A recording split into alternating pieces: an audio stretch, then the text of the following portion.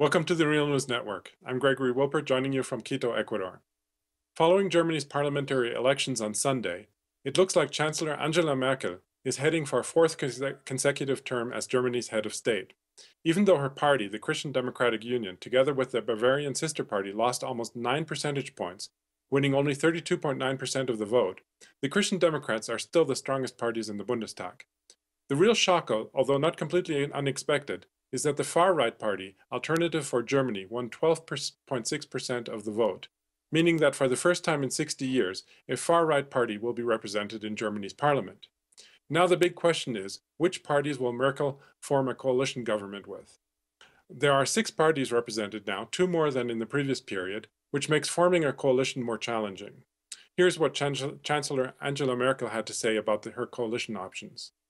Wir werden natürlich das Gespräch suchen, sowohl mit der FDP als auch mit den Grünen, aber ich füge hinzu, auch mit der SPD. Denn es ist ja, glaube ich, wichtig, dass Deutschland eine stabile, eine gute Regierung bekommt. Ich habe die Worte der SPD vernommen. Trotzdem sollte man im Gesprächskontakt. Joining me to analyze the results is Shir Hever. Shir is a Real News correspondent in Heidelberg, Germany. Welcome, Shir. Thanks for having me, Greg. So let's start with the Alternative for Germany. What is it, and how have they changed their agenda after Frauke Petry, the former leader of the party, was isolated in the party? What is their agenda, and what are they bringing to the parliament? The Alternative for Germany is an extreme right party. It's relatively new, and it started out resembling in many ways a kind of extreme right party, which you see in every European country.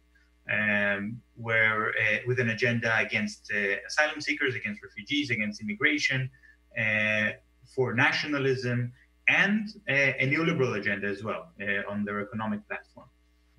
Now, recently, the party has made some changes, and like you say, they isolated Frauke Petry, the former leader, and brought in new members. And it seems that the party is very highly influenced by another political party in Germany called the NPD, the National Party of Germany. And the NPD is actually not a neoliberal party because it combines both elements of socialism and nationalism. And it has many members who are either openly or secretly neo-Nazis. Now, they realize that they're not going to get the minimum number of votes in order to get into the parliament. And so many of them have actually moved to the Alternative for Germany and started to change the party from within. So the Alternative for Germany continues to be a phenomenon that is not exactly parallel to right-wing parties in other European countries.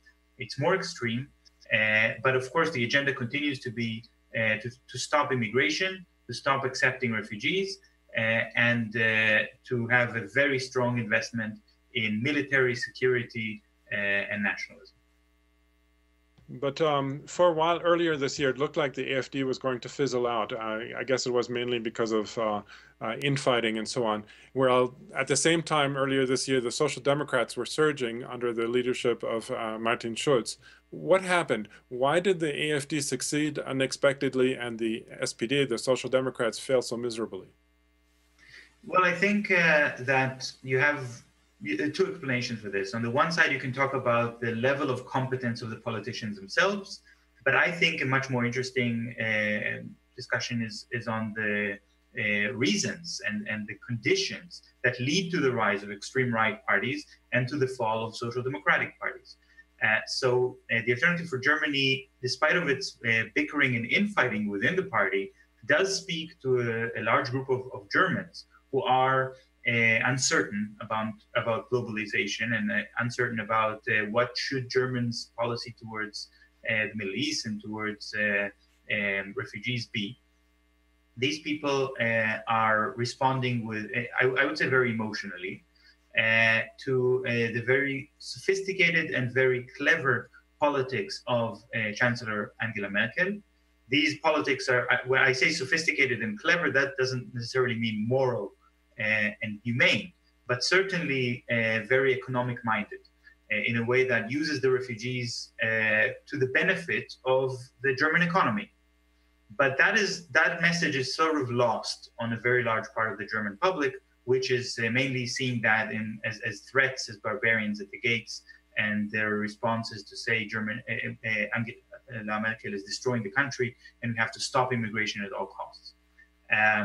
Now, I think actually a lot of people expected the party maybe to lose some of its power because the flow of refugees has slowed down dramatically, because the situation in Syria is slowly stabilizing and the number of refugees coming through the border is decreasing, and also because up to the election, the Merkel administration actually organized mass deportations of asylum seekers and refugees outside of Germany to show that actually she's already stopping immigration. So there's nothing for the alternative for Germany to fight about.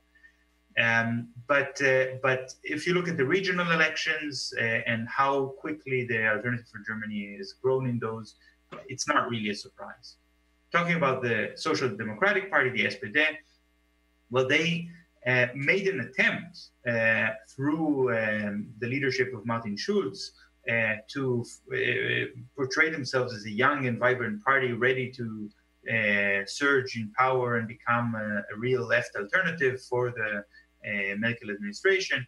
But in practice, and this is something that the Social Democratic Party always does, in practice, they have no independent policy and they just try to copy the Christian Democratic Union. So in the debate between Martin Schulz and Angela Merkel, Martin Schulz adopted the language of Angela Merkel on the issues of the refugees. And therefore, he didn't seem to offer any kind of alternative. After the debate, Martin Schulz called to do a redo of the debate. He asked, maybe we can do another debate and discuss further issues. Merkel refused, and that made him seem desperate and pathetic. So I think towards the end, he was just not seen as a serious candidate that could replace him. And Martin Schulz, as the head of the SPD, of the Social Democrats, said that his party, which was up until now part of the coalition, that he would not join a new coalition with the Christian Democrats, that he would join the opposition. Why did he say that, and why doesn't he want to stay in power? I admit that I'm a bit confused about this statement, because the Social Democratic Party has a very senior position at the current coalition, which is now being dissolved, and they hold very key ministries, which they're going to lose if they go to opposition. So my only kind of explanation to why Martin Schulz would say this is that he's being motivated by some kind of male chauvinist ego, that unless he can be number one, he doesn't want to play at all.